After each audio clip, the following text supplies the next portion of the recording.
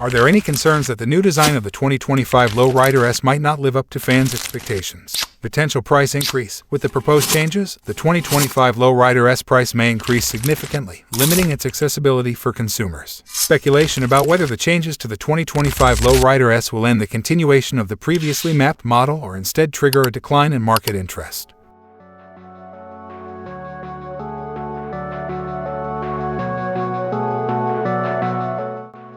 There are rumors that the Lowrider S will get the new Revolution Max 1250T engine in 2025. Is that true? We didn't see the statement officially.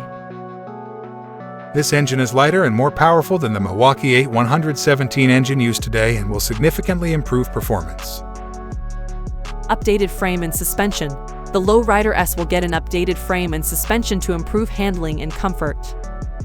The new frame could be lighter and stiffer, while the front and rear suspension could travel longer and have more effortless adjustment. The next generation Lowrider S will get Brembo brakes to improve braking performance. Brembo brakes are known for their superior strength and durability and would be a great addition to the Lowrider S. Electronic features. The Lowrider S will get more electronic features, such as traction control, cornering abs, and cruise control. These features will improve safety and handling and make the Lowrider S easier to ride in various conditions.